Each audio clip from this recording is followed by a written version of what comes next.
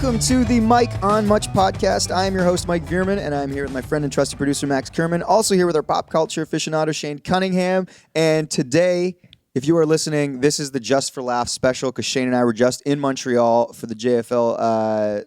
JFL thing? We were there just for laughs. We were there just for laughs, man. Yeah. I'm a little hungover today, fellas. Was it a good night last night?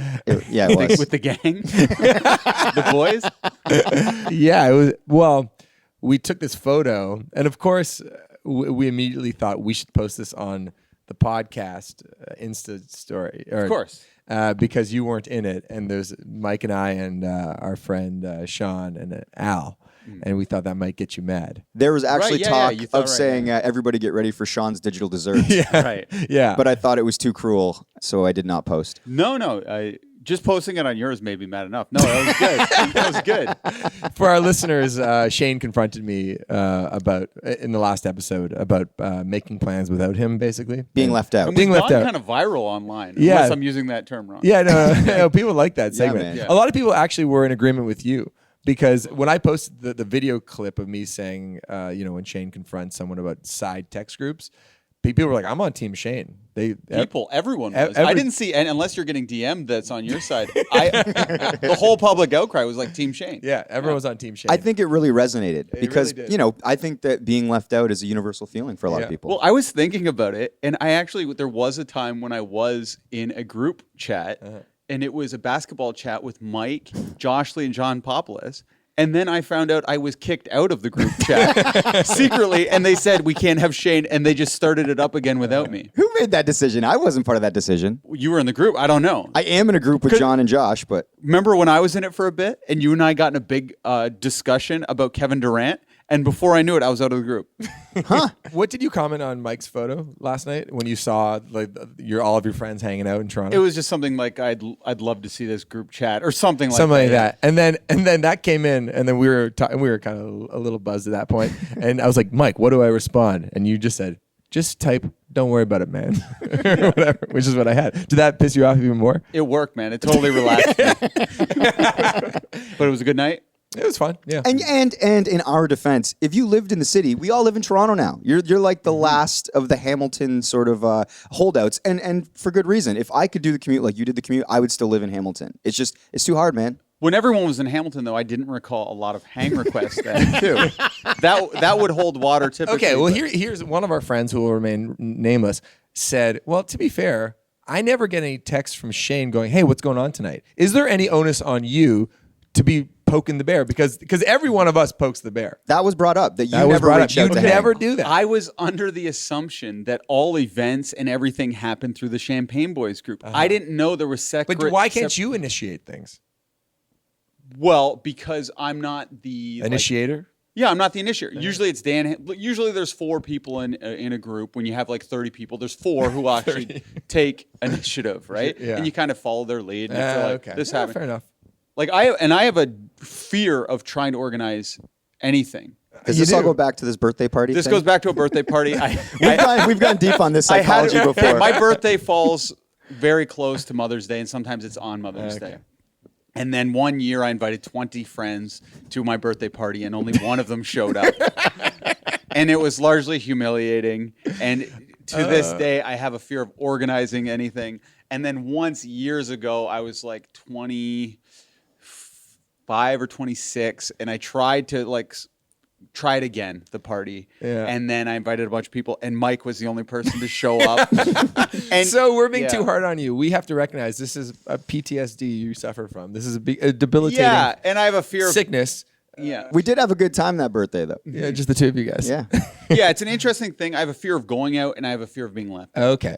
Fair enough. Okay. That will be more sensitive to that. Yeah. Now, I didn't know that about you, Shane. So, okay. Now I know. Learning. Well, today is the Just for Laughs episode. I'm glad we went deep on Shane's psychosis. Today on the show, we are talking to, it's a bit of an SNL theme. Today we are talking to current cast member, Chris Redd, and then also former writer and performer, Mike O'Brien for the show. So we got this SNL theme going on. Super excited to get to those interviews. But before we get to that, Maxie, before we started rolling, you said, before we get into Just for Laughs and your potentially amazing weekend that you guys had in Montreal, I want to tell a story. Yeah, no, just a quick thing. So last week, Lauren and I took a road trip to Cleveland for a Jay Z and Beyoncé concert. And, as we know, listeners of the pod would know, we get hooked up for concert tickets pretty regularly. That's one of the perks of being in this business, and having friends in high places. The Nut just sent a text group saying, does anyone want T-Swift tickets? See, we're very, very fortunate. We're super lucky. We're very, very, very lucky. So I got in contact with a guy who I thought might be able to help with tickets. He says, I got you, no problem. We go to the stadium, and it was a fun drive down from Hamilton. It's only 4.5 hours. Got a hotel, Ubered down, and I kind of like Cleveland because I like being in America. I love LeBron James. Our Uber driver was this kind of middle-aged lady, and I was just asking questions about being a Cavs fan, and she was telling us all about it, and she was happy for LeBron, even though he left. He just opened a school called the I Promise School in Akron, Ohio. Yeah, I don't want to get to that. So I was just loving Cleveland. We get to the show, and it said row 7 or something. So we're like, oh, lower bowl, row 7. This is great. So Lauren gets to row 7 in the section that we think we're in. We're like, no, I think it might be actually on the floor. So we go into the floor, and we're like, oh, we keep on being directed closer and closer to the stage. So finally, we get basically as close as you can get to the stage. And we're like, these tickets are insane. People must have paid, I think I looked it up, upwards of $1,000. And you didn't pay a dime? We didn't pay a dime. Who hooked you up, Birchall? No, someone who works at Birchall. American Nut. Wow. Bigger and better. So we're in we're kind of blown away, and Lauren's already this is the craziest. This is gonna be a night I will remember for the rest of my life, because Beyonce is one of our bucket list performers. We've been talking about going to see Beyonce for years now. So we realized just at the very front of this section on the floor, we realized that there's doesn't seem that busy, and we realized there's a fence sort of between, or a gate between the section we're currently in and then the very front of this floor section right next to the stage. We realize that our wristband isn't the same wristband that everybody has around us. So we keep going forward, and we get led into this other gated area, and it's just basically the size of a living room with Lauren and I and 20 other of the most hardcore Beyonce fans. Michelle and Kelly were in there. It's a Destiny's Child joke. Yeah. Good work. Do you remember the fourth one's name? Oh, it was more, it was a different name. It wasn't easy. Yeah, there was actually 2. Yeah, that's right. But anyway, so we get there holy shit, this is crazy. So the show starts. Oh, by the way, DJ Khaled opened the show. And DJ Khaled, I'm a fan of his music, and he seems to be a talented producer. He definitely did not rehearse at all for his show. It's it was basically we've seen the Nut DJ, where he's just yo, are we ready to party? I'm sending you home in a body bag. Let's go. He's just basically He used the body bag No, line? he didn't. But he almost. And Lauren was this is basically Adam Birchall DJing. Yeah. And so he'd run around the stage, just constantly demanding to turn his mic up. I'm did you not sound check? You're playing in front of a stadium. And the song would go on, he'd play The One, the Justin Bieber Chance the Rapper song that he produced. Sure. And people were yes, this is his song. I'm seeing him run around the stage and play it. He played it for 8 seconds. And he's all right, get to the next one. He burns through his songs in about literally a minute and a half. And I'm what is he going to play for the rest of the opening set? And then he just played other famous songs by other artists and just got the crowd kind of hyped. I don't think he realized it, but he's sort of a larger guy, and the buttons kept on coming undone on the bottom of his shirt. We've all been there, bro. Oh, I'm fat. And so that was kind of funny, and it was these massive screens. I was DJ Khaled, what the hell is going on? Yeah, spend a little less time worrying about how loud your mic is, a little bit more about getting your buttons together. Exactly. So anyway, and then Beyonce and Jay Z come out, and it's I cannot say enough good things about their show. Every part of it was amazing, and I highly recommend you go check it out. But DJ Khaled comes out into this one little VIP section that we're in, and Lauren gets a photo with him. And I don't know, it was an awesome night. And then on the way back in the Uber, and I was asking more questions about LeBron, and it was basically another middle-aged Cleveland lady who's talking about how much they love LeBron. How many middle-aged Cleveland ladies? It seemed like the only ones. Right. So anyway, we had an awesome time. It was a wicked little trip. So anyway, we played St. John's, Newfoundland on the weekend, or on Monday, flew back yesterday. And this news came out about LeBron opening a school, because even though he's signed with the Los Angeles Lakers, he's made this commitment to Akron, Ohio. And do you want to talk about the school? It's called I Promise, and it's basically for people that are in poverty or underserved by the system. You can basically go to this school, you get like a free tuition, you get a free uniform, you get a free bicycle to get around, because he said that when he was younger, his bicycle was like a means of escape and a way of getting away from his dangerous neighborhood and stuff like that. And so he's literally dumped his money back into his community, like where he grew up, Akron, Ohio, for people that basically came from circumstances like him when he was a kid, and now they can get an education, and there's programs for their parents to try and get out of poverty and get, education and a job. Yeah, like every parent is eligible to get their GED or like high school diploma, and also there's like a work program like to help them set them up with jobs. There's a food pantry. I was reading this stuff, and I don't know, I was reading it on the plane, but I started crying uncontrollably. Like it was like one of the most like touching, and most thoughtful moments of charity I can think of recently. What about the intern contest? I shed a few tears for that too. Right. Yeah. Anyway, I was just like literally crying. And then I saw Lauren. We met at the airport because she went to Europe. But I was telling her about it, and I was just like crying uncontrollably. And I don't know if you guys have had that experience of just like, I don't know. It was very cathartic when something strikes you in that kind of way, that you're just like the goodness in humanity, and just observing that and making you feel just like so warm and fuzzy and just grateful that there are people out there like that. Anyway, I just wanted to share that, because I just shout out to LeBron, because that like is really one of the most thoughtful things someone can do. I love LeBron James. Yeah. And again, you know what? Because we're huge basketball fans. There's been times where I've hated LeBron. There's times I've really admired him. But I think moving forward, I can only just love the guy. Yeah. Yeah. Yeah. He's much bigger than basketball. But anyway, let's get to Montreal. Okay. Yeah.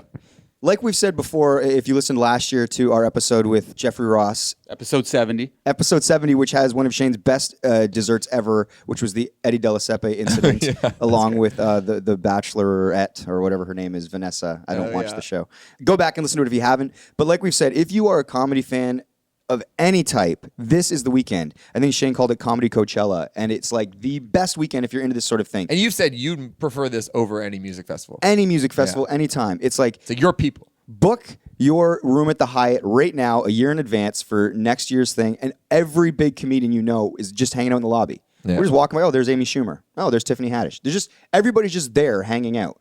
So we get into town, and the first sort of order of business is I have to do, like, I'm moderating a panel for Bell Media. So that's kind of like, the work. Yeah. It's great. Everybody on the panel is awesome. Actually, our patron saint, Justin Stockman. I saw some video footage of that. Was on the panel. And then after that, luckily, Bell's so awesome that they hook us up with tickets. So they're like, which shows do you guys want to see? So Shane and I submit a list of what we'd like to see, in addition to obviously all the interviews that we're going to be doing at Just for Laughs. So Thursday night, right off the bat, I do the panel. That night we go see Colin Quinn, who's a formerly SNL guy. And we see him in like what the equivalent of like a basement. It's such a small theater. And it's like this room we're in right now. Yeah, and it's first row. And so we walk in, and Shane was saying that he had to pee super bad, but he was terrified that if he got up and walked out, Colin Quinn would like roast him. Exactly. Yeah. So I thought Colin was really good. And then at that point, literally an email goes out and it says, oh, Amy Schumer just flew into town and she's going to do 2 sets. Yeah. And Laura Nicolucci, who does the tickets for Bell, she's like, hey, do you guys want to go see Amy Schumer? And we're like, yeah, okay. So then we like ditch our plans for, I think, Neil Brennan, and we decided to go check out Amy Schumer, who I will say, like, of all the shows we saw, and we'll get into some of them, she was probably the best, like, in a theater, sort of like, her stuff was really good. Oh, wow. So I think her next special is going to be really good. So that was awesome. And then we get to the next night and we go see Kevin Hart. Oh, wow. Yeah. Man, these are big dogs. Big dogs. Yeah. So this one was a fun one, but it was Kevin in it was at the Bell Center. So it was in like an arena. Sure. It's a big arena show. People are getting kicked out if they use their cell phones. If you pull it out to just text, they're kicking people out. Wow. It's crazy. So we watched that, but crazily, I would say like 40% of his shit was what me and Shane saw him do last year Just for Laughs when he was working it out in that little club. Oh, so that would have been getting prepared for the big arena shows. You got it. Yeah. So we see that, and we have this thing called Midnight Surprise. So Midnight Surprise, for those of you that don't know, if you ever go to Just for Laughs, get these tickets. They're probably, I would say, the most valuable tickets you can get, because they're venues that hold like 50 to 100 people, if that, and the shows start at midnight, and they don't announce who's going to be on them. So last year when we saw Kevin Hart in that basement, basically, that was a Midnight Surprise. You didn't know who it was going to be. You don't know who's going to be there. You just show up, and you never know who you're going to get. So Shane and I have 2 tickets for Midnight Surprise, and we were kind of like, oh man, it's been like we've said before, every night until 3 a.m, they're serving like open bar at the Hyatt. So you work, and then you play, and then you get up early and you work again. So it's hard then to like commit to a midnight show. So we're like, oh, we got these midnight show tickets on the Friday. And I was kind of like, are we going to go? Are we not going to go? And we were talking to some of the Bell people, and they were like, yo, we think it's going to be a big deal because Just for Laughs basically took 5 tickets back from us, and then they said, don't ask for any more. This show is sold out. Oh. So we go, okay, let's go and check it out. So we get there at midnight. There's a lineup around the corner. We're like, oh, man. And it's like 12:10, 12:20. They come around with the pouches, and they start putting our phones like on lock. Okay. So we're like, okay. And this is like, I think, a good example of how we are spoiled fucking rotten. Yeah. Because I'm going, well, we just saw Kevin Hart and we saw Amy Schumer yesterday. Like, what's this midnight surprise? Like, is it really worth You're waiting sulking here? about it, yeah. I'm kind of like, is it worth waiting Sure. around? And we said the only thing that would make it worth it is if, like, for some reason, Dave Chappelle and John Mayer were going to run their bit or something. So we're like, whatever. They start letting us in. We go in. It's this tiny fucking bar, like maybe a third of the back room of the Horseshoe. And I look on stage and I immediately like hit Shane. And I see a guitar sitting on stage. I go, oh my God, I think this. And then we start looking around, and there's security everywhere, like big dudes. I'm like, holy shit, I think we're going to see Chappelle and Mayer, who have the big arena show the next night, run their stuff tonight. So, like, all of our cell phones are on lock. There's security everywhere. Neil Brennan comes out to do an opening set, kills it. Like, I can't stress how small this room is. Yeah. Me and Shane are standing at the bar, like, watching this. John Mayer comes walking out to watch Neil Brennan's set. So now John Mayer's literally just like, 5 feet away from Shane and I, and we're watching Neil Brennan. And then Neil Brennan does his set, and he's like, everybody, I'd like to introduce you to John Mayer. And then security walks John Mayer like through the crowd in this tiny bar, and he gets up and he just starts jamming. He's got like beats and all this stuff on like a computer, and then he just fucking rocks on a guitar. And now we're like, again, we were tired when we started, but the minute you realize what's going on, You got juice. you get so much adrenaline. Yeah. We're like vodka sodas all around. So now we're just like, we're drinking. We're so excited. John's just like jamming, and we were kind of analyzing like, what are we doing right now? Like, What is this? Where am I? and other comedians were like there, like Jimmy Carr and Chris D'Elia, and all these guys just came to watch it. Like they weren't performing; they just wanted to be in the fucking room. Yeah. So we're watching John, and I'm like, this is so weird. It's like John Mayer's up there doing John Mayer like Guitar stuff. karaoke. Yeah. because he's got like his beats and he's just jamming, and he plays. He finally gets to his big hit. What's the one that's out right now? One Night or something. Oh, Just yeah, Give Me yeah, One yeah, Night. yeah. So he does that, and then it cuts. And then his guitar starts doing Jimi Hendrix, like wow, wow, wow, wow, wow, wow, wow, wow, wow. He's like, everybody, Dave Chappelle. Chappelle, looking fucking cooler than ever in a tank top, jacked, comes walking out of the back, security like surrounding him, and he walks through the crowd. Everybody's like high-fiving him. He's got a smoke dangling out of his mouth. You're not allowed to smoke in the bar, but he doesn't give a fuck. Yeah. Goes right on stage. And then they basically do like this sort of like rat pack back and forth thing. Dave just starts working his set. And he is amazing. And we're like, I can't believe we're witnessing this right now. That is incredible. Then at about like an hour in, he's like, everybody, welcome my friend Tiffany Haddish to the stage. Oh, my God. Tiffany Haddish shows up. And then the three of them just start like riffing. But the whole time, Dave is drinking. He's like, bitch, bring me another beer. And then he's like, bring me a thing. And then he goes, fuck it, bring me the bottle. So they just bring him a bottle of liquor. And he's just drinking throughout the whole, like, it was like a 2-hour show. John Mayer doesn't drink, or he's not drinking that night. So he's kind of doing his thing. Tiffany Haddish wasn't drinking. So by the end of the set, they were taking cues from Dave Chappelle. But Dave Chappelle, would you say that he was drunk, Shane? He was hammered. He was like hammered out of his mind. Like it wasn't even making any sense.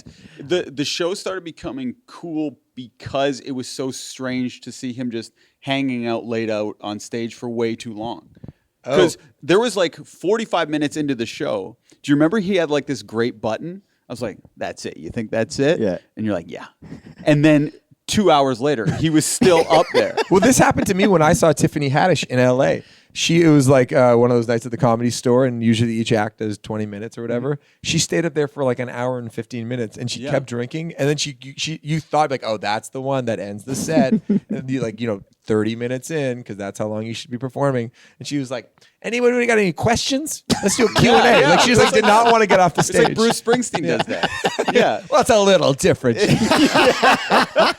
So even Chappelle drunk and like a super loose set was still funny and entertaining. And then it turned into kind of like karaoke. He'd call out tunes, and Marin knows every song. So he's like, if I call a song out to John, he's like, he knows it. John says, if I know how a song goes, he's like, I can play it on guitar. So they're running this whole bit, and they end with the song "Creep" by Radiohead, and everybody in the bar is like, I'm a creep. And then Chappelle is like, that's it, I'm fucking out. You guys have been great. Now it's like 3 a.m. Wow. Chappelle comes walking off the stage, like high-fiving, like the place is going nuts. Shane and I are standing at the bar. Chappelle literally just takes a hard turn right beside Shane and I, and he orders a whole fucking round of shots. hands them over to fucking me and Shane. Oh my God. We do a fucking shot with Dave Chappelle. Oh my God. And then he goes off into the night. Well, it didn't quite go like that.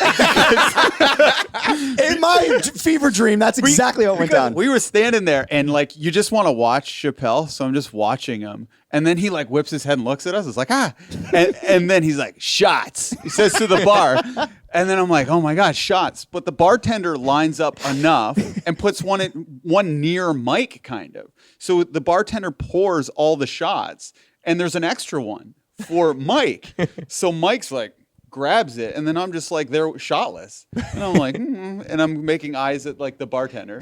It was a male bartender, like it was, but I was buying a lot of drinks that night, so I was like, I was tipping you pretty good. So he's like nods, gives me a shot, so you can participate, fills it up, and then I feel like fuck yeah, and then we all do the shot together with Dave Chappelle. Wow. Then do it, but I've had to pee this entire time during the show. Oh, this is hilarious. And Dave was up there for so long that you don't want to miss a thing, right? So I'm like, pee be damned. I'm just fucking gonna stand here all night, just like uncomfortable. Yeah. And then I do the shot, fills me up with a little more pee to do, right? So, it's an expression. It's an expression. And then you know how he had so much security with him. It was like so much security. It was unnecessary. There was almost more security than There were people in the room. there was. One-to-one security so ratio. they're trying to do job justification left, right, and center, like just acting like they're really taking care of Dave. So you're in a room with a bunch of like people that are into comedy. It's like there's not like the gangbangers in there. That you have to Not at all. Yeah. So they're looking for something to do to be like, gotcha, Dave. So I just like go to the washroom. They're like, no. I'm like, what? I'm like, I have to pee. Like, Dave's over there. I'm just going to pee. Like, no, this is too late. You got to go home. And I'm like, okay. So I take 2 steps and do like a spin and then make it for the washroom. Oh. And then 3 security chase me. Into the fucking bathroom. I'm standing there. I'm like, Shane's about to get his ass And kicked. I'm fucking hammered too, by the way. Like, we've been drinking. This show went 2 hours longer than I thought. I did a shot with Dave Chappelle, and I'm feeling like I'm a bit of a VIP. So I go, no, I'm going. They go, what? I go, my civil liberties. I'm going. And I don't even know what it is, like what that means. I'm like, my civil liberties. He's like, what? He's like, okay, just go. He goes, just don't lie to me. Don't say you're not going to go and then go to the washroom. And he was like, cool. Then I pissed and left. So, yeah. That is fucking amazing. Yeah. So and just what was Mayor like on stage? Like, and who were you focusing on? Mayor was cool, and his songs were awesome. It was the perfect vibe to be like at a bar and have like this awesome guitarist. Yeah. And he's funny for a guitarist. Yeah. And like a singer too. But when Dave Chappelle came up there, it was a little awkward. Anytime he spoke, you're just like, Dave, save him a little bit. Oh, and you didn't feel comfortable with him as a comedic performer. Okay. But fascinating to watch. Sure. And you're seeing them literally, like they haven't had a ton of practice. They're crafting a bit for the next night. Yeah. Which is the big arena show. Wow. So yeah, to Shane's point, I totally agree. Like I think Mayor is like, I get why they did this. Like it's like, oh, Mayor, you're a funny guy. Like you're funny at parties, you're charismatic, you can tell a story. Yeah. But when you're up there with Chappelle, it's just hard to The rhythms to are hang. different. Yeah. Exactly. And if you gave Chappelle the guitar, he'd probably be outclassed too. So. And if it was just Mayor and he worked out a bit just on his own, but it's like the back and forth thing. Like you really need to have. yeah. And Mayor an doesn't experience. drink, and Chappelle's hammered, just like winging it. So it was a little weird. Yeah. Fascinating to see, though. That's cool. And then the next night we went to the big arena show, which again, all the phones in the pouch. So we got to see what made it from the night before. Oh, wow. What was sort of bits. Was it better? Like not better, but was it more worked out in any way in the arena show, or was it just as awkward? It was good. I don't know if they're ever going to do that show again. Like it was kind of a one-off. And it felt like, too, like the first 30 minutes are strong. Then it tapers off a little bit. And I thought maybe they're going to go really long, like do the Bruce Springsteen thing again. But John Mayer started a couple stories and Dave wouldn't let him finish. And then the vibe was a little weird. And then at one point, Dave just went, yo. And John's like, okay. For those of you listening, Shane's off mic right now, which is what Dave did. He called John over in the big arena show, said something. We didn't know what he said. And then he went into a closing bit. And then Dave just, it felt like he truncated it totally. And then they just kind of awkwardly walked through this door. Oh, weird. Yeah. There was also a very tense moment where Dave's doing a bit on Louis C.K. and the Me Too movement. Sure. And then there's a real quiet pause, and this is in the arena. And someone from the back of the arena goes, "Fuck you, asshole, too soon." Oh, wow. Oh, they said too soon. Something like that. But the asshole really came through. You're an asshole or too soon asshole, something like that. And Dave hears it. So he goes, what, ma'am?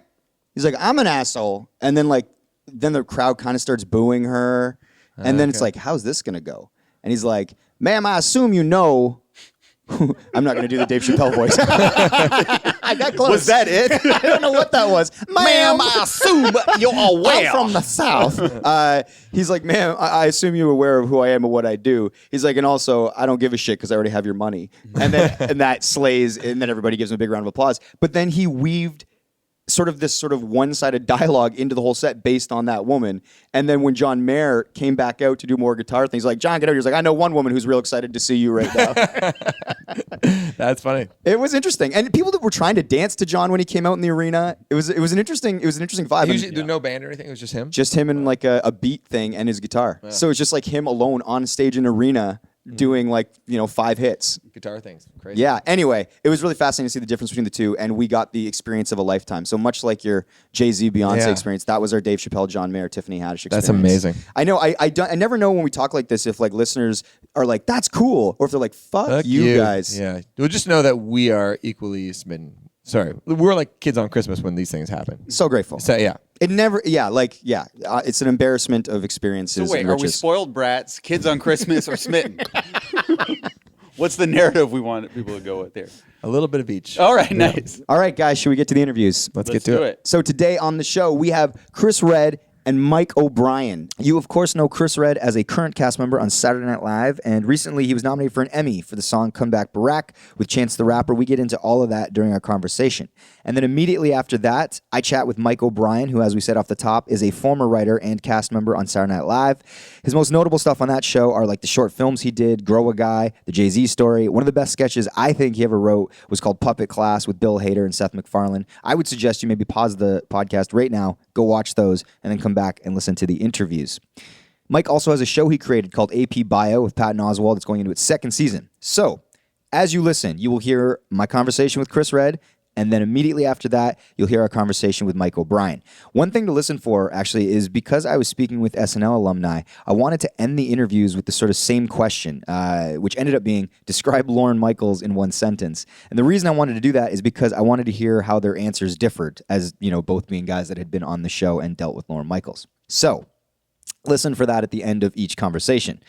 Now, if you're just tuning in for Chris Redd or Mike O'Brien, and this is your first time here, we have over 100 episodes featuring conversations with directors, actors, musicians, comics, and an astronaut. They can be found everywhere you get your podcasts. Mike on Much. Just search it. iTunes, Google Play, Stitcher, YouTube, and now Spotify. So again, I say to all of you comedy nerds out there, if you're into comedy and you can pull together a little bit of scratch, go to Montreal for Just for Laughs weekend, because it really is the comedy Coachella, and the access is unreal if you ever just want to go. Stay at the Hyatt too. You have to stay at that hotel. Yeah, because that is the epicenter where everything's going down. You will see huge comics, everybody you can think of just waiting to get on the elevator. Maron was there. We went to the big awards show, which we didn't even get into. There's so much to talk about, but maybe we'll do another episode and talk a little bit more about our experiences. We did get into the awards show. We just didn't talk about it. That's right. Spoiled we were there. brats. That was where the tears were coming. Oh, sure. Because the speeches were really thoughtful and heartfelt.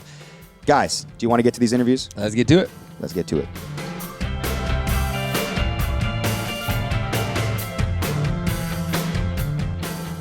Just hanging out. What are you drinking, man? I'm drinking a Patron and pineapple. That's the way to do it. Yeah, man. I love beach sounding drinks. and I for one of the interviews we had drinks, so I was like, I started light, so I got to keep it light. Yep. Can't mix, otherwise it'll be a bad night. That's And right. that's a bar. You got a show at 9 o'clock. I do. I have my hour, my second hour that I'm gonna do at 9. I'm really excited at the Montreal Improv. That's great. Yeah, and then I host a midnight snack. There's a bunch of other stuff. Yeah. That's the way these weekends work. Man. Yeah, I love it, man. It's like I guess that's kind of like how I naturally work. I always just try to get as many sets as possible. Yeah. And in this place, people just like, there's just sets everywhere to get. So I'm like, shit, if there's something to do, I'm doing it. You're down. Yeah, man. I want to say congrats on the Emmy nom. Thank you so much, That's man. pretty fucking huge. It's so crazy exciting. Didn't see it coming. Yeah. But glad it came. You know what I mean?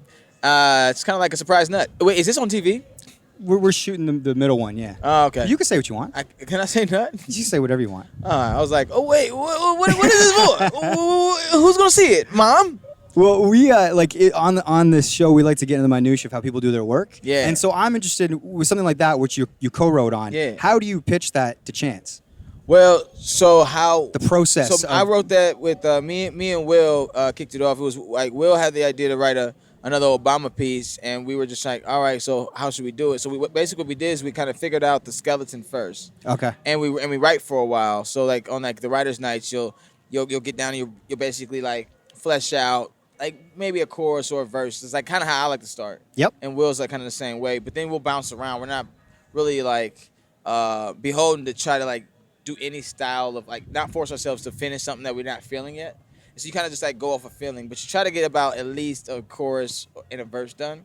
So then by the time Chance is ready, or the host. But did you know Chance was coming and you were setting up for that, or regardless? We knew he was coming, and that's why, because he had wrote with him last year or that year before. Yeah. And so he was like, "Yo, we should do another song with Chance." And I wouldn't always do a song with Chance because like my background was music, so I've always wanted to work with these artists.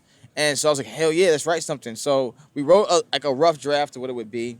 We then when Chance came to sit down to talk to us, we just basically played him what we had written, and I sang it.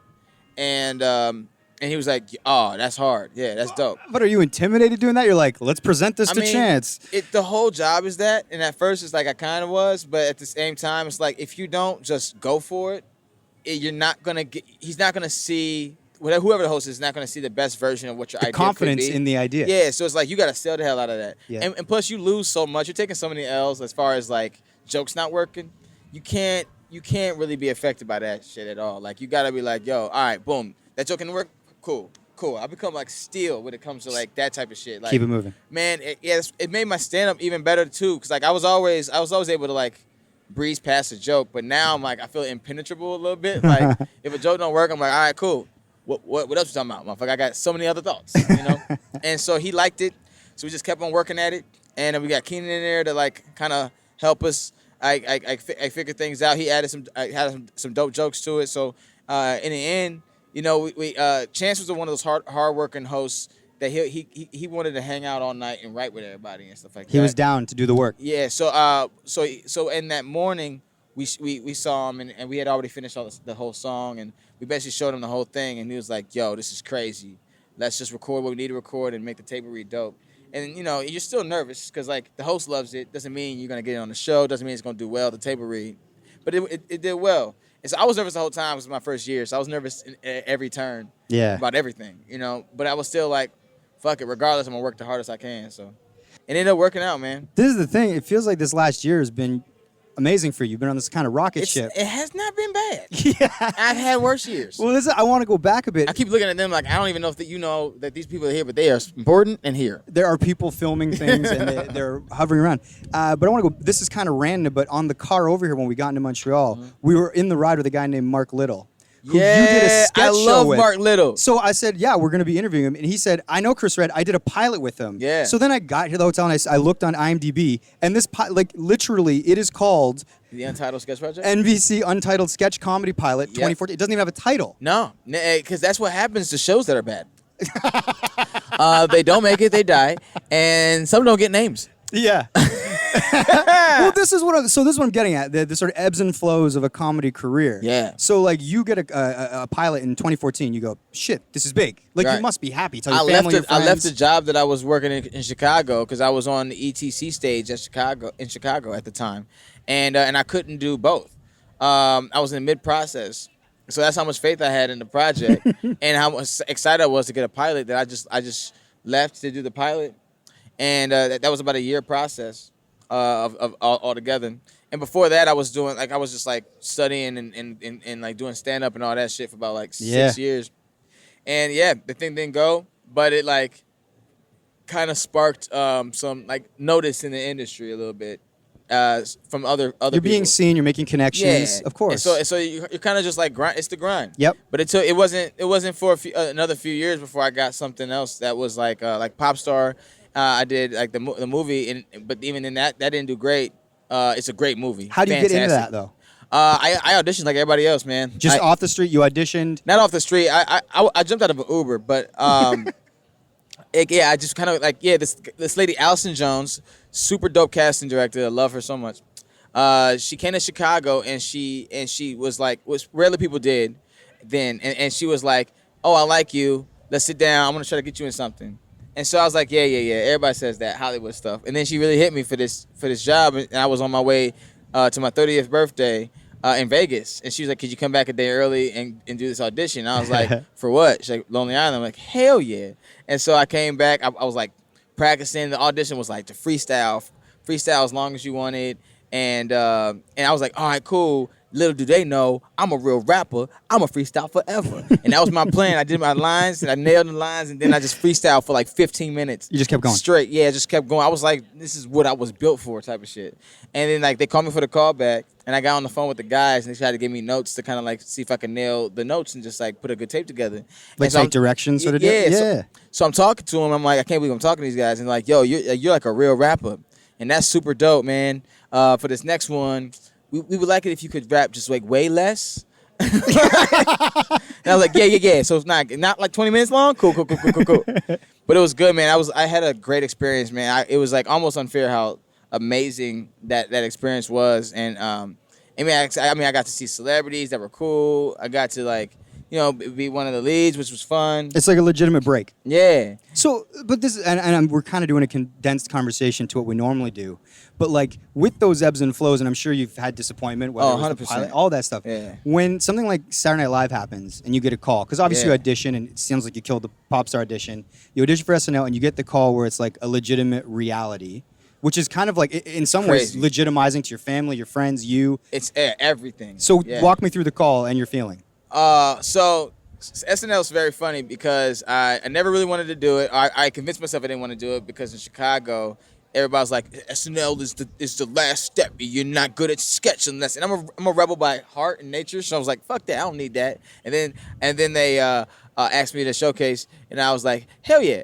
And then that first year, not the year I got hired, but the year before, there was like a fluke, and everybody thought I was hired when I wasn't, because someone put some wrong information out there, and so everybody thought I got it, and so for like a week or 2 weeks, everybody was like, "Yo, congratulations!" And I had just left Lorne's office, just got on the plane, and so then they didn't hire me that year. They just kind of like put me on hold, and that was crazy. And it took about a year for people to stop asking me, "When you gonna be on SNL?" Did you hate hearing that at that point? I had gotten over it. And it was just like a redundant thing that Sure. It's just annoying more than anything.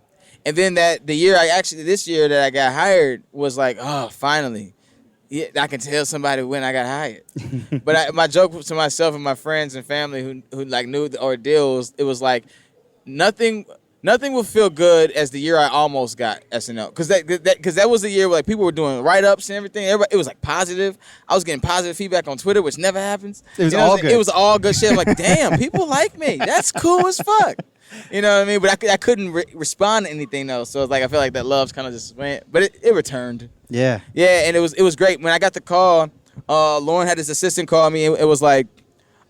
She was like, "Hey, is this Chris?" I'm like, "Yeah." She's like, "I'm whoever with Lorne's office. I have Lorne Michaels on the phone." And I was like, "Who?" And before I could even say anything, he was like, "Hi, Chris." And I immediately like put my pants on for some reason. Like I had no pants on. I was in bed hungover. You got to be a professional. And at I this put point. pants on like he could hear me not have pants on, and he just wouldn't respect it. You know, it was the funniest moment in my life. I've never like, hey, Lorne, hey. He loves those calls too, man, and he's so cryptic about it. Like he knows the power. He knows exactly what it means. He knows exactly how excited you are, and he's just like, "You ever thought about living in New York? You should." And I'm like, "Oh, this guy's amazing. I love this dude." It was like a Friday when I got the call, and I was in New York by that Sunday. Fuck. And I was living at a hotel for the first 2 months, and I was lucky to be off a TV show at the time, so I was no longer broke. So I could fly my parents out to help me find a place. Otherwise, that would have been a real hard thing to do. Sure. Not have done it, but everything worked out in a great way, and the timing was a little late, but perfect. It's awesome, man. You know what I mean? And so lastly, because we're going to have a couple other people from SNL, Michael, Brian, and Melissa on the pod. Oh, I love Mike. So And Melissa. yes. That's my boo right there. So here's my question I'm going to ask all of you. Describe, because we are in Canada and it's a comedy festival and Lorne is a Canadian legend. Yeah. Describe Lorne Michaels in one sentence. Gangster. That's one word. Yeah, you did say sentence, huh? I sure did. Gangster, comma. That's Lorne Michaels. I'll take it. Yo. Thank you for your time, man. We're going to swap out guys now. But Okay, really so much we're gonna appreciated. swap man. out guys now. Yeah, Things they say Sounds in a a little- lot of orgies. It's Montreal.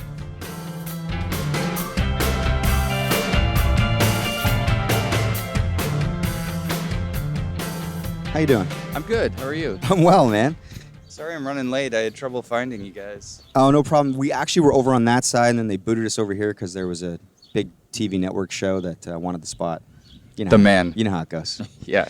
How you been? I'm good. Yeah? Were you Yeah. in town last night?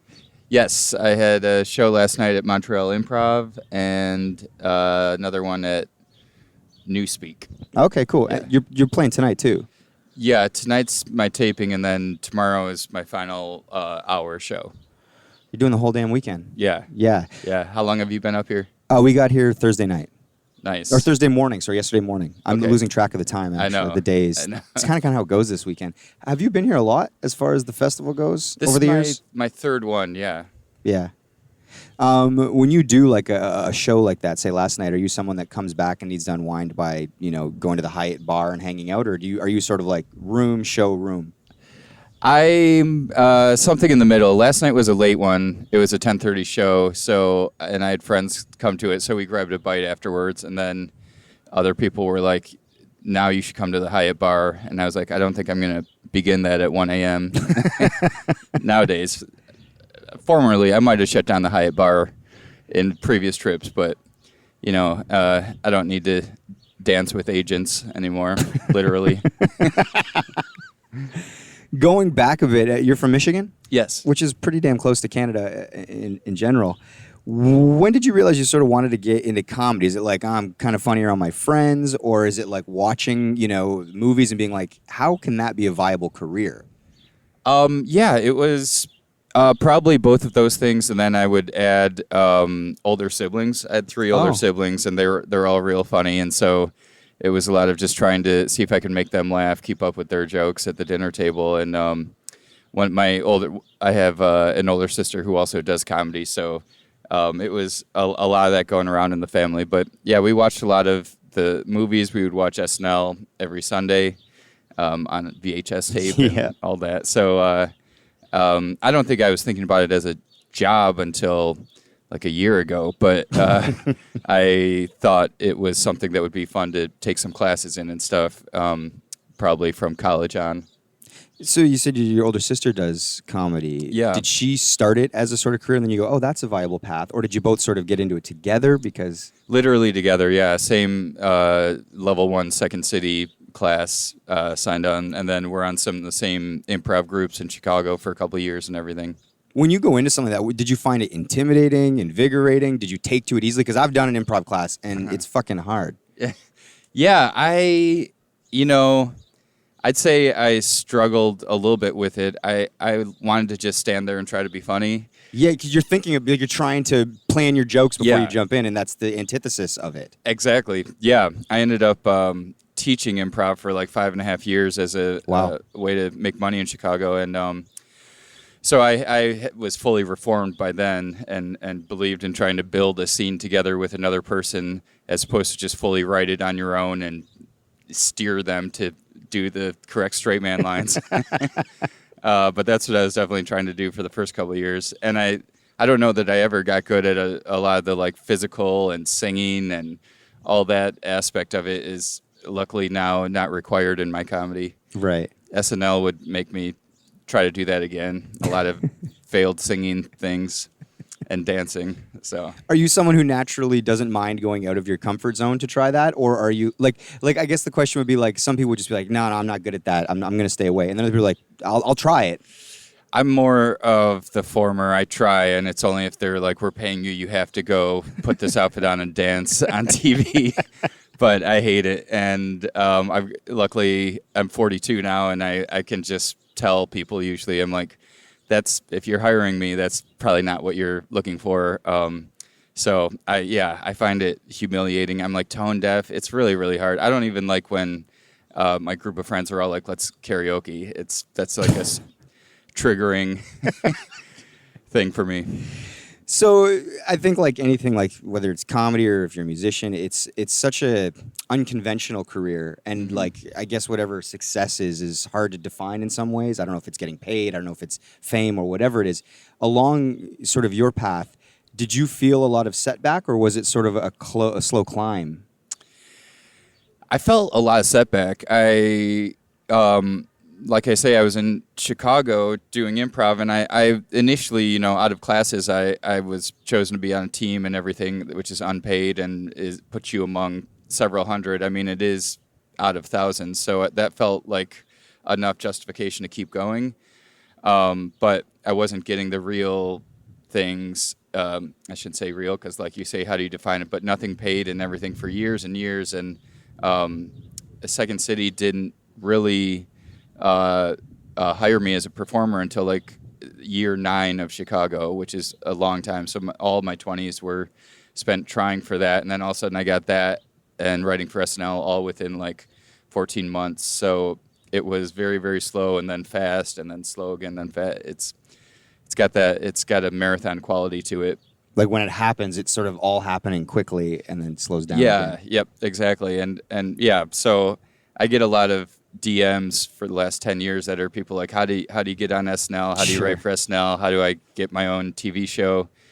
And whenever I give that type of answer, it's very annoying to them. I'm like, for me, it was 9 years of working at it every day, and they're like, no, you don't know what I'm asking. I'm asking, how do I do it without that? And I'm like, I don't know. I didn't. Because if you could, you probably would have. Yeah, everyone would, really. So, okay, so then, like anybody, like you said, that 9 years, when you get that gig writing for SNL, did you go out to perform at first on the show? Like, did you try to be a player, and then they were like, we like your ideas more? How does that process work? Yeah, for Chicago people, they often they'll fly you out and have you audition, and they don't really look at a writing packet, which I, literally brought in my backpack, but no one asked for it. They kind of judge your writing from what you do in your performing audition that you do in studio. Interesting, like what you wrote for yourself to perform for them. Exactly. Yeah. So, and they're looking at you for both usually, especially with Chicago people, but kind of everyone. But yeah, they bring you out and they are judging for both, and they were like, I think this guy's writing is good, and his face is not quite right or whatever. So you go into this audition, and Lorne Michaels is there? Yeah. Canadian icon. Mm-hmm. Toronto, right? That's right. Do you have an anxiety like that? Are you like, this is my fucking shot? Are you like, how do you sort of process that in your brain before you go into a situation like that? Or are you cool as a cucumber? No, not cool. It's a horrible audition. It's really hard. They're not really laughing. They don't mean to be mean or anything, but they're watching a lot of auditions, and there's only like 7 of them you're on the stage that like you've watched people do that monologue on for all those years, and the whole studio is empty. It's tough. There's a couple of really nice people. There's a stage manager named Chris Kelly who like does help. He's just got this like fathery vibe to him. Like this encouraging he's energy. Still there. Yeah, he's like, you're going to be great, Mike. You're going to stand here. I'm going to give you a big pat on the back. Then you'll walk up there, and everything's going to be great. I'll be here when you're done. And a little bit of stuff like that helps, but it's a little nerve-wracking. Can I interject a question here? Certainly. You made me think of it with the Lorne thing. What is your theory, if you have one, on why, for having such a smaller population than the U.S., Canada has such a higher percentage of hilarious people? Like maybe 5 of my favorite 10 comics are Canadian. Norm Macdonald, Martin Short are all Gilda. It's such a high percentage for being less people. It's a good question. You mean like the ratio? Yeah. So are comedians to sort of population ratio, whether it's Right. like Kids in the Hall or all Yes. the SCTV people or Yeah. Mike Myers? I don't know the answer to that. I mean, I've heard people speculate on sort of like there's like a British humor, and obviously we're colonized by the British, Yeah. and there's sort of like an American brashness, and we fall somewhere in the middle that's like interesting. self-deprecating, but also still a little bit of like we want to go for the brass ring, whereas like I feel like the Brits, I mean, I've heard this speculated on. I don't know if that's the answer or Yeah. not, but I don't know why there's so many. Because, sorry, but I was wondering if it's because we have like an inferiority complex, maybe because we are always the like little brother to America, and they always say that the little brother's usually the funniest because they have to like prove themselves, they're picked on more, etc. Yeah. I don't know if It's that's- definitely, comedy is definitely an underdog game. And if Canadians are putting themselves mentally as the underdog, it is harder to do comedy from a place of like, if you're on the top of the, If you're winning all the time. winning, or and even if you just think you are. So maybe, that's where we should take the study next, is our most American and British comedians that make it mentally coming up not thinking they're winning all the time. They find a way to get an inferiority complex of their own. Which we inhabit naturally. You're told by your parents. My favorite thing was talking to Jay Baruchel. I worked on a show called Man Seeking Woman and lived in Toronto for Which a long is a time. fantastic show. I loved it. And Did Simon Rich create that show? Yep. Yeah, man, he is fucking funny as well. he's so funny. He's so talented. And Jay was so great to work with. And Jay kept telling stories about how much Canadians love to queue up. He'd always talk about queuing up and being content to be in line. And who his most absurd ones, he's like, Martin Short was, 32nd in the line to the bank tellers, and people are telling him, please cut, please. And he's like, I would never. And they all waited for an hour. And there's all these stories of these victorious line waiting that I was like crying, laughing. I loved it. That's really funny. But it makes sense. It's a point of pride compared to the American stereotype of pushing try to get there first and that kind of rude vibe. And that's a win, right? It's like, well, if I get to the front of the line first, but then there's this sort of noble martyrism in like, I am going to wait in line because I'm going to wait my turn, and we should all wait our. There is something funny about that, our natural preset. Going back to SNL a bit, so you don't get on as a performer, but they call back and say, hey, like, how does the conversation go? We want you to come in and write. Or do they ask for a package? No, they never did. Seth Meyers just made a direct call to my phone. I was actually taking an elevator up to meet my nephew that had been born the day before, and then I got to trump my sister's big news with my My news is bigger. like, this baby's cool, but I'm about to move to New York for SNL. Is the sister that's in comedy? No, it was another one. Right. Also funny, but anyway. Seth is like, do you want to come write for the show? And I was like, yeah. And it was like a short conversation. And I think in that conversation, he included, hey, I know you're a performer, but just so you know, don't try to see this as a route to the cast. And Don't frame it that way. Yeah. And because I think they've had trouble with writers who are never really committing to that job. And that was funny because then he called me when I did get in the cast, and he's like, all right, I was wrong. It was a path to it, but it normally isn't. But yeah, and then I forget, but you hang up and get some sort of logistical stuff going. I didn't have agents or anything, so there's just a lot of direct calls with people in the NBC offices saying like, here's a plane ticket and get out here and find an apartment. Wow. Okay, so even though you're not supposed to frame it as a path to the cast, are you thinking about that? Or are you honestly like, no, I'm going to fucking commit to writing, and then if it happens, it happens? Or are you sort of being like, I could be in this, I could be in that? I think I tried to really commit to writing, and then I would have a 10-minute meeting, check in with Lorne at the end of each of my first couple of writing years, and I would say, I still want to perform. He's like, yeah, I know. And so I would try to just keep that planted in the back of his mind. But and I'd say the other little thing I did, I took someone's advice and didn't give up my favorite 3 or 4 characters. Like, even when you haven't gotten anything on the show in a while as a writer and you're like, oh God, I'm going to be fired at the end of the year, which is very common, to not give up your favorite main characters I was doing at Second City or whatever, and have Bill Hader do them, which he would kill and everything, but it's like that you keep that little part for yourself. Yeah. And I was able to skate by without giving up those. So you do the year on the show, and you actually end up kind of carving out a niche for yourself with the Mike O'Brien films. Like that, it stands on its own, and it ends up being its own thing. Did you feel like that year was like, this is everything I wanted out of performing, or was there frustrations, or did it feel like a win? That felt like a huge win and really special, and I'll be thankful to like Lorne forever for that. That was like a really direct way to get mine and the main people I worked with a lot, like Tim Robinson's voices on the show through those videos and stuff. And then I had frustration in the live sketches.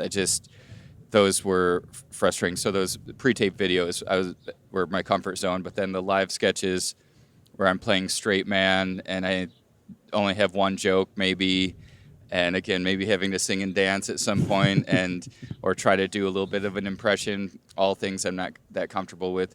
But I never really got comfortable in the live show. I think it takes more than one season to get to where I'm talking to you, but I'm looking past you at a cue card, and a couple of the sentences on them have changed since the 8 o'clock show, and those little things that the pros, like Kenan Thompson people, have as second nature, I was still very much in my head about. Right.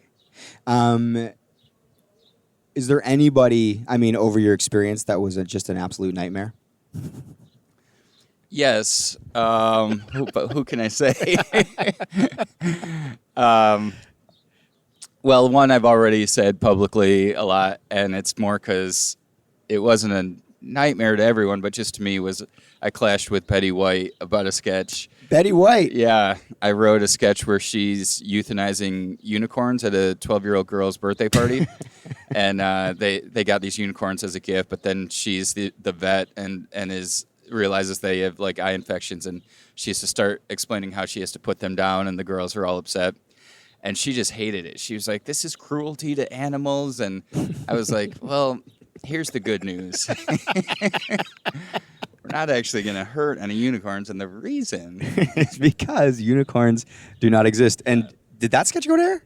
No. It went to Dress twice, once with her, and then it went with Will Ferrell, which confirmed that audiences just weren't into it because it couldn't he go can't with make it him. work. Yeah. As we wrap up, I've been asking, we had Chris Redd on yesterday who said you're his man. He loves you. And then we're going to have Melissa. Chris is doing great on the show. He is doing really well. Yeah. And Melissa's going to come on. On our show in a bit. And so one of the things I'm asking sort of thematically of everyone is if you could describe Lorne Michaels, again, Canadian icon, in one sentence, what would it be? A warm uncle that keeps you at arm's length. Because there's like I feel a genuine closeness to him, but he is also, running a million things and everything. So you're never really like, "Hey, Lorne, will you help me move?" It's never a close friend, but I've been around him 8 or 9 years now, and it is like my uncle. He's helped me out in a lot of ways, and so I would try with that sentence. That's pretty good. Isn't he producing your new show? He is, yeah. So what's the plan for that? We just got a season 2. It's going to air in January. Season 2 will AP Bio, and we're writing starting Monday. That's amazing. Yeah. Well, all the best, man. Thanks for your time. Thanks. Great talking with you. Much appreciated.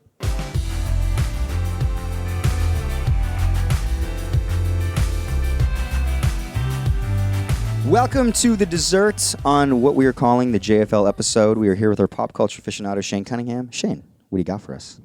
Okay, I wanted to talk about my JFL experience. And I did something kind of unprecedented in the digital dessert world, which is 5 digital desserts in 5 days. And just to give context, normally I do 1 a month. And normally I have 3 days notice. So I did a lot of these with little to no prep, sometimes an hour notice with like an hour planning. Sure. And I just want to explain the highs and lows of my trip in doing that. I also had a run-in with Vanessa Grimaldi from the Bachelor. I did, yeah. He posted it on our Mike on Much account. I didn't see You didn't see that? Yeah. So I did, and I know a lot of fans are looking forward to hearing about what it was like, because last year, if people hadn't heard that episode 70 with what's the bald Jeff name? Ross. Jeff Ross. I had this kind of strange night where I had an encounter with Vanessa and kind of made a fool of myself, how I do often. So I was really looking forward to. She was kind of crushing on you on a certain level. At She least in the was, beginning. yeah, and it was kind of. I'll get into it, but yeah, I was looking to get not revenge, but like be the cool guy. But I'll start with my digital desserts. For people listening who are interested in my process with the digital desserts, what rules I have, I just wanted to like explain those to people who care. If you don't care, skip through this and get right to the Vanessa part, I suppose. But so rules on this digital dessert that I have are no roasting. Okay. I don't want to roast any of these celebs. I tried doing that with the TJ Miller one. And when I put it in a Reddit group, a lot of people compared me too much to Between Two Ferns. Zach Galifianakis. And that is his whole conceit, where it's kind of like a roast and the other person's in on it so much. And I really wanted to stay away. Not that I'm worried about roasting people. I just wanted to be my own thing.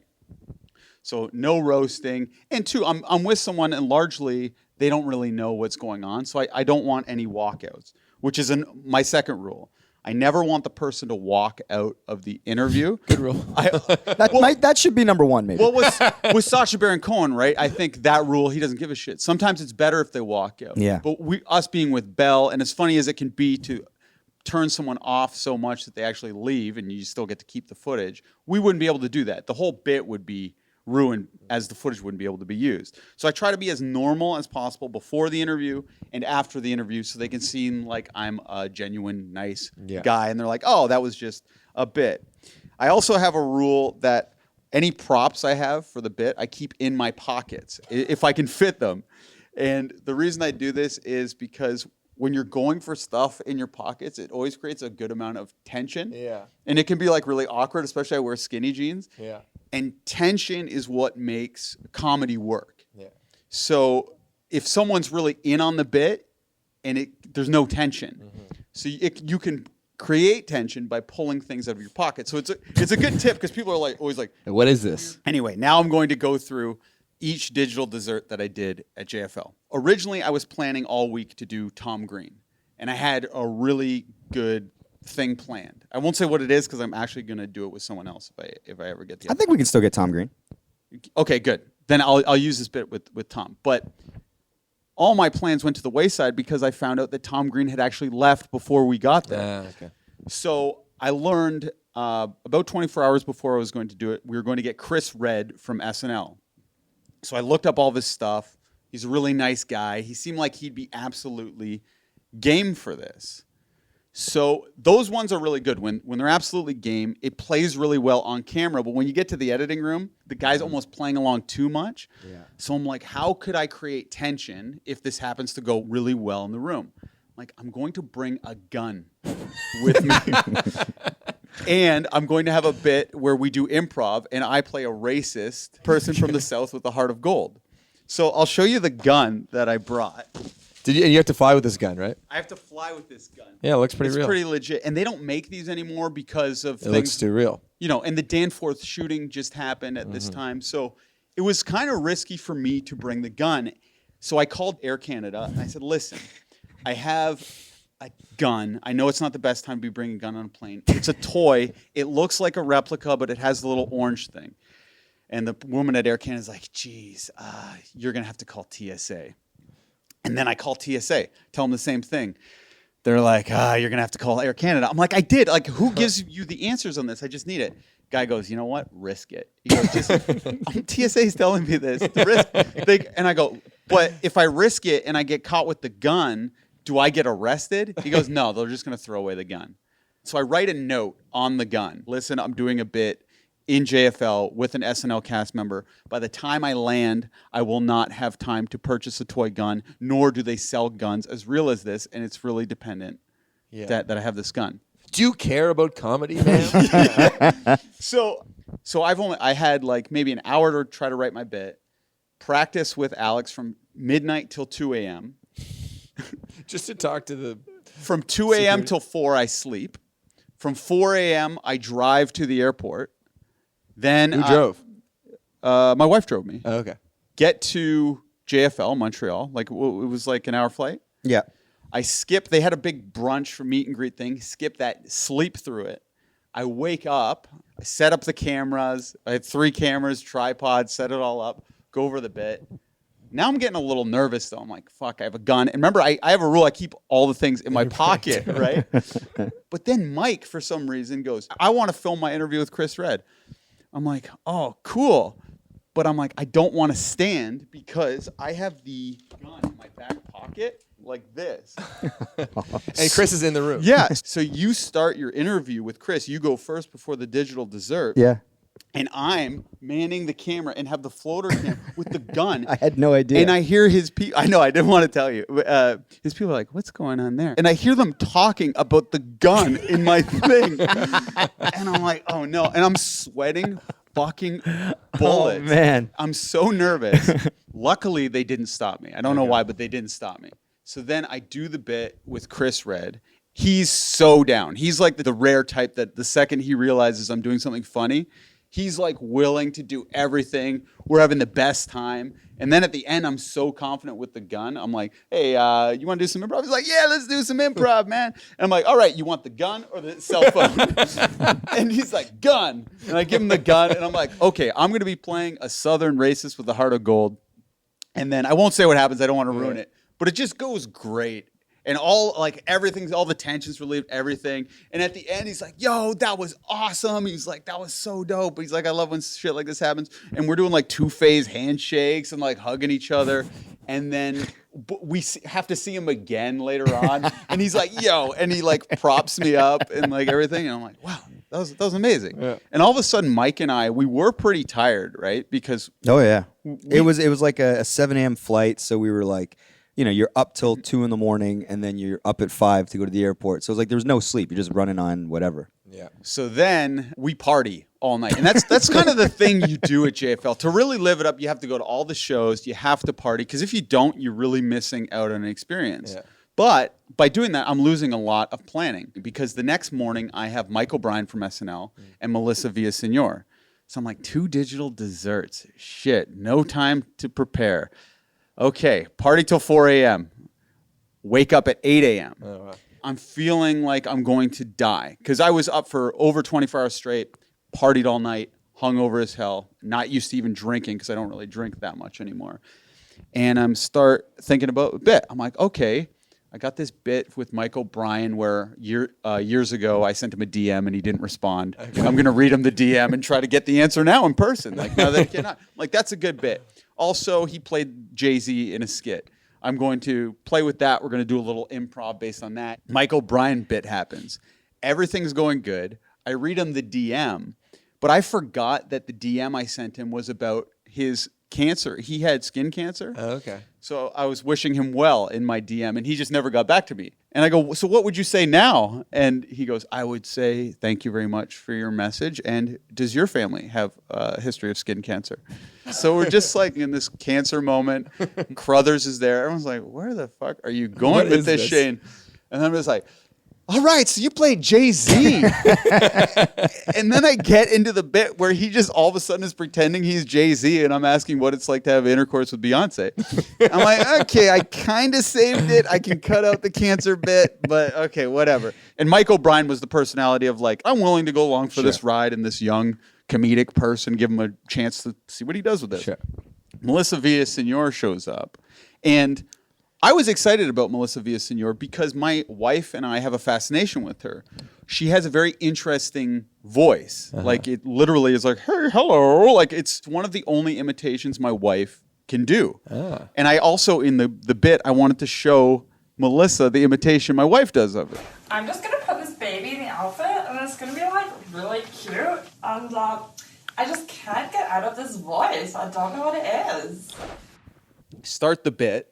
And I'm like, my wife's not funny, you know? Like, I'm like, I made a mistake. I married her for looks. I'm like, I married her for looks. And, you know, everyone said that she was the big catch.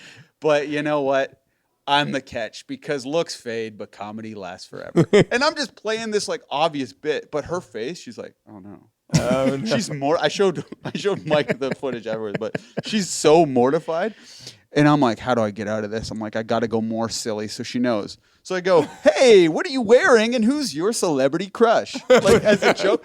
The joke being these are totally ridiculous Sexist questions. to ask a woman, right? But she's such an earnest person. She goes, well, I'm wearing, and goes through what she's wearing. And she goes, I really think Javier Bardem is cute.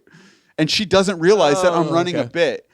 And then she has a think, and she's like really sizing me up. And she's like, wait, you don't actually think women aren't funny, do you? I go, oh, no. I'm like, this is just a character. Like, you know, this like in between two ferns, just not funny. I'm like, I totally come clean. And she's like, okay, cool. I'm like, yeah. And then we usually dance off. And then I dance off. I'm like, oh, that was kind of saved. And although that felt super awkward in the room, that plays brilliantly when you edit it. Sure. Like that tension and all that is like, it was one of my favorite ones. But most people, after you do these, they leave. Melissa just hung around and she just stood there. And we were like, so, thank you. I kind of apologized if she was put off a little bit. And she just like, oh, yeah. And just was like, this is weird. And it looked like she kind of had something on her mind, but didn't necessarily say it. In hindsight, I'm thinking that. Sure. Then she left. The next day, we have Brent Butt lined up. Star of Corner Gas. And I got a note to take it super easy on Brent Butt. It's a Bell Media property, Corner Gas, and we're in business. I'm absolutely going to take it so easy. That was the night we actually partied with Dave Chappelle. I was doing shots and took the piss and all friend that. Dave and John as well, and Tiffany. So I wake up at 8 a.m. again to plan my bit with Brent Butt. And part of the bit is how he's the most famous person in Saskatchewan. So light, right? Yeah. But the second Brent saw that this was a comedic bit, like my opening line was something, his name may be Brent Butt. He may have done a show about gas, but trust me, he's no asshole. And I think people like 50 plus don't like this youngster like alt comedy. Sure. So he's like, oh, so he fucking roasts the shit out of me. It was awesome. The entire time he's making fun, I'm like, He's like oh, number two. Okay. Type And two. I wrote out some stuff on cue cards for him to say. Like, I'm not saying that. I'm not saying anything you're gonna want me to say. And he's just but it's awesome because I love that, and I do love being roasted. So I go to shake his hand, he's like, yeah. Leaves. And then Dan Crothers is his liaison. Webby D. And then I'm like, Dan, what did he say? And Dan was like, well, he said the first interview with Mike was great. And then he wanted to know if he brought out his special brother to do the second interview. I'm like, oh, special needs humor. I'm like, this guy's bluer than me. Like, so then we get a note back from management. Brent Butt was put off by the interview, but he's okay with it. I'm like, okay with it? No shit. He roasted me the entire time. Yeah. I'd be okay with that too. But I'm still kind of down. I'm like, oh man, he was put off by that. I was trying to be so lame. Sure. And the joke was kind of going to be like how lame I was being, not even like offensive at all, which I wasn't. I'm a little bit down, but I'm also elated that it's the last interview. Like I did 4 digital desserts in 4 days, but I come down the elevator to have like the great dinner with Mike that we did all this work and in this impossibly short amount of time. And Mike just looks at me and shakes his head. I'm like, oh no, Brent backed out, didn't he? He goes, Melissa Villasenor, they want to get rid of your digital dessert. Yeah. And I'm like, no, because I'm just like, fuck, I should have stayed up all night, edited it, sent it to them, showed them how great it was going to be. And then I was just sad the entire night. Like I went out with Mike's wife, also Danica was there. Then we go to the bar and I'm just like, fuck, I'm having one drink. I'm going to bed right after that. But I see Vanessa Grimaldi from The Bachelor's there. And all of a sudden, I'm like, oh, tonight could be all right? Like, and I want to like get You want redemption? I want redemption. Yeah. So I'm like, I'm gonna play it so cool, and I might not even talk to her. But she for some reason she's always hovering in my area.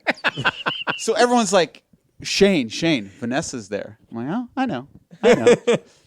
And Mike was usually picking up the drinks. But this time I go, Mike, you want a drink? And he's like, oh, Shane's getting the drinks? Oh, okay.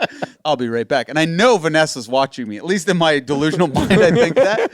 So I go to the bar, 1 vodka water, please, and I'll have a double rum and Coke. Because now I'm like, I really want to get loose. And then while I'm waiting at the bar, I can feel like eyes in my back and stuff. Like I can just tell. And all of a sudden, like someone's like pinching my butt. I know it's probably a man. Usually when someone pinches my butt, it's a man doing a prank. I'm like, I'm just going to ignore it. But then someone starts undoing. I have my shirt tucked in. They're undoing my shirt and like feeling like my butt area where my underwear is. And I'm just like, what the? So I tuck it in. I'm like, one more thing, and I'm gonna actually turn around. I'm like, I know this. Is Vanessa fucking with me right now? Like, is that what's going on?